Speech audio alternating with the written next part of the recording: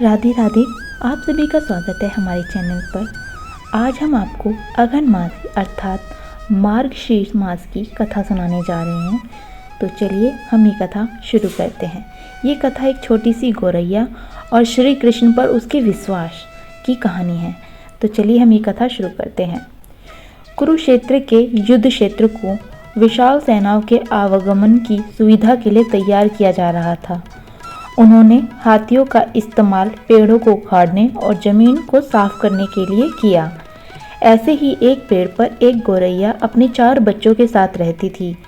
जब उस पेड़ को उखाड़ा जा रहा था तो उसका घोंसला जमीन पर जा गिरा, लेकिन चमत्कारिक रूप से उसकी संतानें अनहोनी से बच गईं। लेकिन वो अभी बहुत छोटे होने के कारण उड़ने में असमर्थ थे। कमजोर और भयभीत गौरैया मदद के लिए इधर उधर देखती रही। तभी उसने श्री कृष्ण जी को अर्जुन के साथ वहां आते देखा। वह युद्ध के लिए मैदान की जांच करने और युद्ध की शुरुआत में जीतने से पहले की रणनीति बनाने के लिए वहां आए थे। उसने कृष्ण के रथ पर पहुंचकर अपने छोटे पंख फड़फड़ाए और किसी प्रकार श्री कृष्ण के पास पहुंच गई और कहने लगी, हे कृष्ण, कृपया मेरे बच्चों को बचाएं, क्योंकि लड़ाई शुरू होने पर कल उनको कुचल दिया जाएगा। सर्वव्यापी भगवान बोले, मैं तुम्हारी बात सुन रहा हूँ, लेकिन मैं प्रकृति के कानून में हस्तक्षेप नहीं कर सकता। गौरैया ने कहा, हे भगवान, मैं जानती हूँ कि आप मेरे उद्धार करता हैं। मैं अपने बच्चों के भाग्य को आपके हाथ में सौंपती हूँ। अब यह आपके ऊपर है कि आप उन्हें मारते हैं या उन्हें बचाते हैं। काल चक्र पर किसी का बस नहीं चलता। श्री कृष्ण ने एक साधारण व्यक्ति की तरह उससे बात की, जिसका आशय यह था कि वहाँ ऐसा कुछ भी नहीं था जिसके बारे में वो कुछ भी कर सकते थे। वो बिल्कुल एक आम इंसान की तरह उस गौरैया से बातें कर रहे थे। पर गौरैया ने विश्वास और श्रद्धा के साथ कहा, प्रभु, आप कैसे और क्या करते हैं वो मैं नहीं जान सकती। आप स्वयं काल के निर्याता हैं।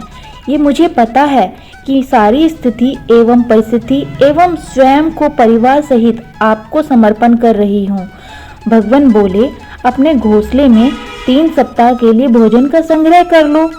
गौरैया और श्री कृष्ण के संवाद से अनभिज्ञ अर्जुन गौरैया को दूर भगाने की कोशिश कर रहे थे, क्योंकि उन्हें कुछ समझ नहीं आ रहा था कि ये क्या हो रहा है। पर गौरैया ने अपने पंखों को कुछ मिनटों के लिए फुलाया और फिर अपने घोंसले में वापस चली गई। 2 दिन बाद शंख के उद्घोष से युद्ध शुरू होने की घोषणा हो गई। कृष्ण ने अर्जुन से कहा कि अपने धनुष और बाण मुझे दो। अर्जुन चौंक गए, क्योंकि कृष्ण ने युद्ध में कोई भी हथियार नहीं उठाने की शपथ ली थी। इसके अतिरिक्त अर्जुन का मानना यह था कि उनसे अच्छा धनुर्धर तो कोई है ही नहीं और उन्हें अपने ऊपर बहुत अभिमान हो रहा था। पर वो श्री कृष्ण से बोले, आप मुझे आज्ञा दे भगवान। अर्जुन ने दृढ़ विश्वास के साथ कहा, मेरे तीरों के लिए कुछ भी अभेद नहीं है। चुपचाप अर्जुन से धनुष लेकर कृष्ण ने एक हाथी को निशाना बनाया, लेकिन हाथी को मार के नीचे गिराने के बजाय तीर हाथी के गले की घंटी में जा टकराया और एक चिंगारी सी उड़ गई।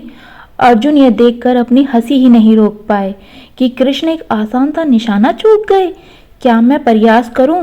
उसने स्वयं को प्रस्तुत करते हुए श्री कृष्ण जी से कहा। उसकी प्रतिक्रिया को नजरअंदाज करते हुए कृष्ण ने उन्हें धनुष वापस कर दिया और कहा कि कोई कार्रवाई करने की आवश्यकता नहीं है। पर अर्जुन कहते हैं, केशव, आपने हाथी को क्यों नहीं मारा? अर्जुन ने पूछा। तो यहाँ पर श्री कृष्ण जी कहते हैं, क्योंकि इस हाथी ने उस गौरैया के आश्रय यानी कि उसके घोंसले को, जो कि पेड़ पर था, उसको गिरा दिया था। तो अर्जुन ने पूछा, कौन सी गौरैया? तो इसके अतिरिक्त हाथी तो अभी भी स्वस्थ और जीवित है, केवल घंटी ही तो टूटकर गिरी है। अर्जुन के सवालों को खारिज करते हुए कृष्ण ने उसे शंख फूंकने का निर्देश दे दिया। युद्ध शुरू हुआ। अगले 18 दिनों में कई जानें चली गईं। अंत में पांडवों की जीत हो गई। एक बार फिर कृष्ण अर्जुन को अपने साथ सुदूर क्षेत्र में भ्रमण करने के लिए ले आए। कई शव अभी भी वहां हैं, जिनका अभी तक अंतिम संस्कार का इंतजार हो रहा है। जंग का मैदान गंभीर रंगों और सिर बेजान सीढ़ियों हाथियों से अटापटाफ पड़ा है। कृष्ण एक निश्चित स्थान पर जा रुकते हैं और एक घंटी जो कि हाथी के गले में बंधी हुई थी उसे देखकर विचार करने लगे और अर्जुन से कहते हैं, क्या तुम मेरे लिए घंटी उठा दोगे और इसे एक तरफ रख दोगे? निर्देश बिल्कुल सरल था, परंतु अर्जुन को समझ में नहीं आया। आखिरकार विशाल मैदान में जहां बहुत सी अन्य चीजों को साफ करने की जरूरत थी, कृष्ण उसे धातु के एक टुकड़े को रास्ते से हटाने के लिए क्यों कहेंगे? उसने प्रश्नवाचक दृष्टि से उनकी ओर देखा। हाँ, यही घंटी, कृष्ण ने फिर से दोहराया। यही घंटी हटानी है जो कि हाथी के गर्दन में पड़ी हुई थी, जिस पर मैंने तीर मारा था। अर्जुन बिना किसी और सवाल के भारी घंटी को उठाने के लिए नीचे झुके। जैसे ही उन्होंने इसे उठाया, उसकी हमेशा के लिए जैसे दुनिया ही बदल गई हो। 1, 2, 3, 4 और 5 4 युवा पक्षियों और उसके साथ एक गौरैया उस घंटी के नीचे से निकले। बाहर निकल के माँ और छोटे पक्षी कृष्ण के इर्द गिर्द मंडराने लगे एवं बड़े आनंद से उनकी परिक्रमा करने लगे। 18वें दिन पहले काटी गई घंटी से पूरे परिवार की रक्षा की गई थी। तो यहाँ पर अर्जुन श्री कृष्ण से कहते हैं, मुझे क्षमा करें हे कृष्ण, आपको मानव शरीर में देखकर और सामान्य मनुष्य की तरह व्यवहार करता देखकर मैं ये भूल ही गया था कि आप वास्तव में कौन हैं। तो जिस प्रकार श्री कृष्ण ने अर्जुन का साथ दिया, उसी तरह सबका साथ दें, सबका कल्याण करें। कमेंट में श्री कृष्णाय नमः जरूर लिखिएगा। बोलिए राधे राधे।